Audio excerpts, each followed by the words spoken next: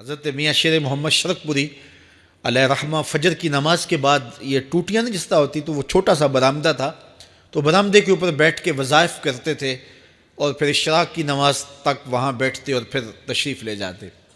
گرمی کی شدت تھی تو حضرت فرائض کی ادائیگی کے بعد وہاں چلے گئے، تو نمازیوں نے آپس سے مشورہ کیا کہ یار حضرت کو عرض کریں کہ بارش کے لیے دعا کی جائے۔ تو حضرت جا کے وہاں اپنے وظائف میں لگ گئے، تو انہوں نے کہا چلو ہم مسجد کے سین میں کھڑے ہو جاتے ہیں، حضرت توجہ کریں گے تو عرض کریں گے۔ تو جتنے نمازی تھے وہ سارے صحن میں کھڑے ہو گئے اور برآمدے کے اوپر میاں صاحب وظائف میں لگے۔ جب آپ کی نظر پڑتی نا لوگوں کی جانب، تو جتنے بھی نمازی تھے سارے ہاتھوں سے اشارے کر کے کہتے یعنی دعا کرو، زبان سے نہ بولتے، ہاتھوں کو ایسے ہلاتے اور یہ کہتے کہ ادھر آسمان کی طرف اشارہ کر کے کہتے دعا کرو۔ میاں صاحب پھر وظائف میں لگ جاتے۔ پھر جب میاں صاحب کی آنکھ اٹھتی نا تو یہ سارے ہاتھ اٹھاتے اور آسمان کی طرف ہاتھ اٹھا کہتے۔ میاں صاحب پھر وظائف میں لگ جاتے۔ جب 2-3 مرتبہ ایسا ہوا نا تو میاں صاحب کی ہنسی نکل گئی اور ایسے آسمان کی طرف دیکھ کے کہا چل ہن پا دے۔ کہتے ہیں بس یہ بات کہنے کی دیر تھی کہ چھم چھم می برسنے لگا۔ تو جب کوئی حضور کا ہو جاتا ہے تو رب اس کو اپنا محبوب بنا لیتا ہے۔ تو حضور کی محبت خدا کی محبوبیت کا ذریعہ ہے، اس لیے ہمیں حضور کا پیار اپنی روحوں میں موجزن کرنا ہے، حضور کی محبت اپنی روحوں میں اتارنی ہے، اور محبت اپنے تمام تر تقاضوں کے ساتھ جب روح پذیر ہوگی تو پھر ہمارا انداز زندگی بھی سنور جائے گا، ہماری آخرت بھی سنور جائے گی۔ محبت کے من جملہ تقاضوں میں سے سب سے بڑا تقاضا محبوب کی اطاعت ہے کہ بندہ جس سے پیار کرتا ہے اس کی بات مانتا ہے۔ یہ ہے دعوی محبت کا ثبوت، اس کی دلیل۔ اور حضور کے صحابہ کی زندگیاں دیکھیے کہ انہوں نے حضور علیہ السلام کے ساتھ کیسے پیار کیا، حضور کی محبت میں اپنی عادتوں کو بدل دیا۔ حالانکہ عادتیں نہیں بدلی جاتی، 2 سکے بھائی ہوں، رشتہ کتنا گوڑا ہے، اور ایک گھر میں پرورش پائی ہے، ایک گود میں پلے ہیں، ایک باپ کے گہوارہ تربیت میں رہے ہیں، لیکن طبائع میں اختلاف یہ ایک فطری بات ہوتی ہے۔ ہمارے پاس لوگ آتے ہیں، 2 سکے بھائی ہوتے ہیں، ایک کی طبیعت ادھر کو جا رہی ہوتی ہے، دوسرے کا مزاج ادھر کو جا رہا ہوتا ہے، ایک سخت نرم مزاج ہوتا ہے اور دوسرے کی آنکھوں سے انگارے پھوٹ رہے ہوتے ہیں، ایک معاف کر دینے والا ہوتا ہے، ایک سخت غصیلہ ہوتا ہے، ایک کی طبیعت کے اندر تلخی کی چنگاریاں ہوتی ہیں اور ایک کی طبیعت کے اندر نرمی کے پھول ہوتے ہیں۔ آپ نے بھی دیکھا ہوگا، تو یہ ایسا ہوتا ہے۔ اب اسی طرح کھانے پینے کی چیزوں میں طبائع کا اختلاف یہ فطری بات ہے، ایک کو ایک چیز پسند ہوتی ہے، دوسرے کو وہ چیز پسند نہیں ہوتی ہے۔ بعض اوقات ماں کو مسئلہ ہوتا ہے کہ یہ چیز اگر میں تیار کرتی ہوں تو میرا دوسرا بیٹا نہیں کھاتا، تو اس کے لیے بعض سے الگ سے کوئی چیز تیار کرنی پڑتی ہے کہ اس کی ڈیمانڈ یہ ہے اور میرے اس بیٹے کی ڈیمانڈ یہ ہے۔ مائیں مزاج سمجھتی ہیں، ایک آغوش میں پرورش پانے کے باوجود خون ایک ہے، گہوارہ تربیت ایک ہے، دودھ ایک ہے، لیکن طبیعتوں کے اندر اختلاف پایا جا رہا ہے۔ لیکن صحابہ کی زندگیاں دیکھیے، انہوں نے اپنی طبیعتیں بھی حضور کی طبیعت کے سانچے میں ڈھال دی۔ حضرت انس بن مالک کو کسی نے دیکھا کہ وہ شوربے سے کدو کے ٹکڑے نکال کے کھا رہے ہیں، تو کہا یہ کیا کر رہے ہو؟ کہا میں نے ایک دن حضور کو یوں کرتے ہوئے دیکھا تھا۔ تو طبائع کا اختلاف یہ ایک فطری اختلاف ہوتا ہے، لیکن صحابہ نے اس کو بھی چھوڑا اور حضور کی محبت کے سانچے میں ڈال دیا۔ پھر اس چیز کا انتظار نہیں کیا کہ حضور کا فرمان کیا ہے، حضور کی چاہت پہ اپنے مزاج کو بدلا۔ اللہ اکبر۔ حضور علیہ السلام مدینہ المنورہ کی گلی سے گزر رہے تھے، ایک گنبد نما مکان بن رہا تھا اور ایسے مکان حضور کو پسند نہیں تھے۔ تو آقا کریم علیہ السلام نے پوچھا یہ مکان کس کا ہے؟ کہا فلاں انصاری کا ہے۔ حضور گزر گئے، چہرے پہ تھوڑے سے ناگواری آثار حویدہ ہوئے۔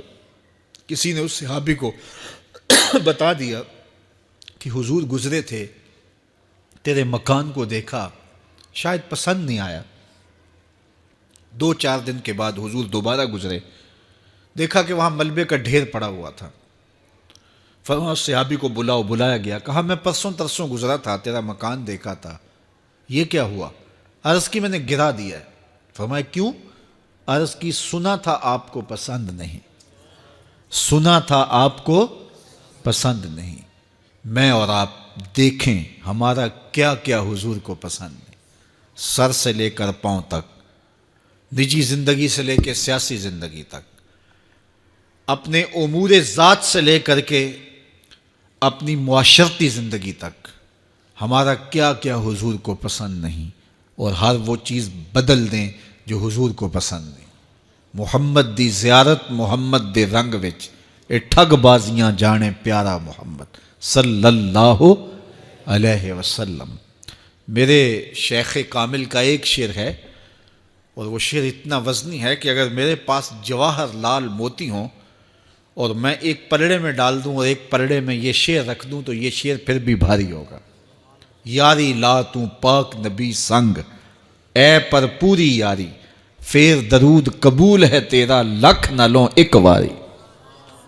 1.25 لاکھ مرتبہ درود پڑھنا ایک طرف, اور ایک دفعہ حضور کی ذات پہ درود پڑھنا, ان کی محبت کے سانچے میں یوں ڈھل کر کے جو وہ کہتے ہیں وہ میری زندگی کا عمل ہے, یہ اس سے وزنی ہے, یہ اس سے بھاری ہے.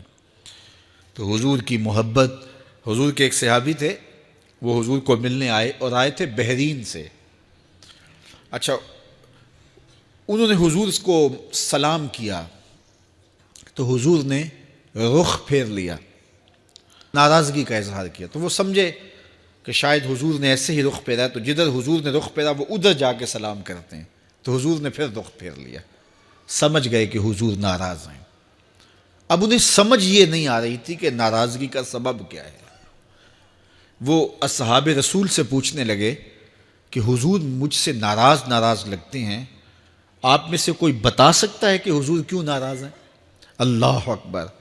آج تو کوئی بڑا باپ ہو, مرشد ہو, استاد ہو, ناراض ہو جائے اور شاگرد کو ناراضگی کی وجہ معلوم نہ ہو تو وہ الٹا ناراض آگے سے ہو جاتا ہے کہ میں نے جرم کیوں کیا ہے کہ استاد کا مزاج بگڑ گیا ہے. اللہ اکبر. لیکن ذرا دیکھیے, رنگ دیکھیے محبت کے. وہ صحابہ سے پوچھتا پھرتا ہے کہ حضور مجھ سے ناراض ہیں, مجھے بتائیے کہ کیا سبب ہوا. تو انہوں نے کہا کہ یہ تیرے ہاتھ میں جو سونے کی انگوٹھی ہے اس سے حضور ناراض ہیں, کیونکہ حضور اس کو منع کر چکے ہیں.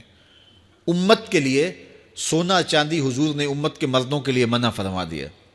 صرف 4.5 ماشے سے کچھ کم کی انگوٹھی چاندی کی, اور وہ بھی عدد میں ایک ہو, شریعت نے جائز رکھی ہے. اگر 2 ماشے کی 2 ہوں گی تو پھر بھی جائز نہیں. عورت کو جائز ہیں 10 انگوٹھیاں پہنے, سونے کی پہنے, چاندی کی پہنے, یہ اس کا زیور ہے. مرد کو زیور کی ضرورت نہیں ہے, زینت کی ضرورت نہیں ہے. لہٰذا مرد کے لیے ایک انگوٹھی رکھی گئی ہے, وہ بھی اس لیے کہ اگر وہ کہیں مشکل میں ہو تو اس کو بیچ کر کے 2 وقت کا کھانا لے سکے. باقی اس کے لیے انگوٹھی 4.5 ماشے سے کم کا چاندی یا سونا 1 ماشا ہی کیوں نہ ہو اس کے لیے جائز نہیں ہے. تو اس نے سونے کی انگوٹھی پہن رکھی تھی, لیکن اسے حرمت کا پتہ نہیں تھا. تو اس نے کہا کہ حضور مجھ سے کیوں ناراض ہیں؟ تو صحابہ نے کہا شاید یہ اس انگوٹھی کی وجہ سے ناراض ہیں. تو اس نے یہ نہیں کہا کہ مجھے تو پتہ ہی نہیں تھا, میرا کیا قصور. خیر, اس نے انگوٹھی اتار کے حضور کو پیش کرتے کہا حضور آپ اس وجہ سے ناراض ہیں؟ حضور نے انگوٹھی پکڑی اور ایسے پھینک دی. ناراضگی کی وجہ ختم ہو گئی. وہ بیٹھ گیا, بات شروع ہو گئی. اللہ اکبر. جب سلسلہ کلام ہوتا رہا, جب مجلس برخاست ہوئی, لوگ اٹھ کے گھروں میں جانے لگے, وہ بھی اٹھا اور الٹے پاؤں سے پیچھے چلا. تو کسی نے اس کو کہا وہ انگوٹھی تو اٹھا لو, سونے کی انگوٹھی ہے, قیمتی ہے, چلو تمہارے لیے پہننا جائز نہیں, تمہاری بیوی کے لیے تو جائز ہے. تو اس نے کیا جواب دیا سنیے. اس نے کہا واللہ لا آخذہ وقد طرحہ رسول اللہ صلی اللہ علیہ وسلم, اللہ کی قسم میں اس انگوٹھی کو کبھی بھی نہیں اٹھاؤں گا جس کو میرے حضور نے پھینک دیا ہے. تو یہ تھی ان کی محبت, یہ تھا ان کا انداز. تو آئیے میں اور آپ حضور سے اگر محبت کرتے ہیں تو حضور علیہ السلام کا طرز زندگی, حضور کا انداز معاشرت اختیار کریں. کثرت کے ساتھ مائیں بہنیں بیٹیاں بھی موجود ہیں, وہ بھی اپنی اولادوں کی تربیت اس نہج سے کریں کہ وہ حضور کی سنت, حضور کی سیرت, اور حضور کی اتباع کے سانچے میں ڈھل جائیں۔ زندگی کا مقصد ہی یہی ہے۔ آئے، بڑے ہوئے، جوان ہوئے، بوڑھے ہوئے، چلے گئے، ہم سے پہلے بھی چلے گئے، ہم بھی چلے جائیں گے، بعد میں آنے والے بھی چلے جائیں گے، لیکن حقیقی کامیابی اس کو نصیب ہوئی جس نے اس دنیا پہ آ کے دنیا کی زندگی کے مقصد کو سمجھا۔ ہم آئے کیوں تھے، زندگی کس لیے ہمیں دی گئی تھی۔ اکبر الہ آبادی نے کیا ستھری تنقید کی تھی، کیا بتائیں احباب کیا کارنمایاں کر گئے، بی اے کیا، نوکر ہوئے، پینشن ملی اور مر گئے۔ یہ کوئی کام نہیں ہے، ہماری زندگی کا کوئی مقصد ہے جس لیے ہم انسان ہیں، اشرف المخلوقات ہیں۔ دیکھیے گدھا سارا دن بوجھ اٹھاتا ہے، اللہ اکبر۔ میرے صاحب نے گدھے سے بھی ایک موازنہ کیا ہے کہ سارا دن جو ہے وہ بوجھ اٹھائے اور کام کرے، اور پھر مالک اس کو غذا بھی نہ دے، وہ جا کے روڑیوں سے اور باہر سے جا کے چر کے پھر آ کے کام مالک کا کرے، مالک اس کو دے بھی نہ، اور وہ باہر سے کھا کے آئے اور کام مالک کا کرے۔ تو اگر بندہ ہو کے، انسان ہو کے اگر نہ کرے تو میرے حضور نے ایک لمبی ربائی ہے، اس میں آخر میں لکھتے ہیں تو چنگا یعقوب یا کھوتا تینوں شرم نہ آوے، کہ اگر وہ ایک گدھا بھی کام کرے، اپنی پیٹھ پہ بوجھ لا دے، اور تو اپنے مالک کے لیے کچھ نہ کرے، اور ساری نعمتیں مالک نے تجھے دی ہیں اور عزتیں اور آبرویں تیرے نام کی ہیں، اور تو اس کا حق ہی ادا نہ کرے، تو پھر کس طرح تیرے سے، تو پھر اولئک کل انعام بل ہم اضل۔ فرمایا تو چوپایا ہے بلکہ چوپایوں سے بھی بدتر ہے۔ تو میں اور آپ اپنے آپ کو انسان ثابت کریں۔ آج موقع ہے، سے ثابت نے اجے حواس تیرے، سے ثابت نے اجے حواس تیرے، کر لے نیکیاں رج کے تو، اڑیا رب رسول کیوں بھل بیٹھوں، آ رب رسول ول پج کے تو، آئی موت ایتھے رہسن کم تیرے، آئی موت ایتھے رہسن کم تیرے، نیکیاں کر لے بھج کے تو، کی آکھ سن لوگ یعقوب تینوں، جب ٹر پیوں سر منہ کج کے تو۔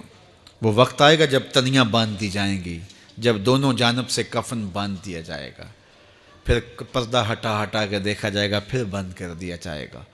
وہ لمحے کتنے دردناک ہوں گے، وہ گھڑیاں کتنی دردناک ہوں گی۔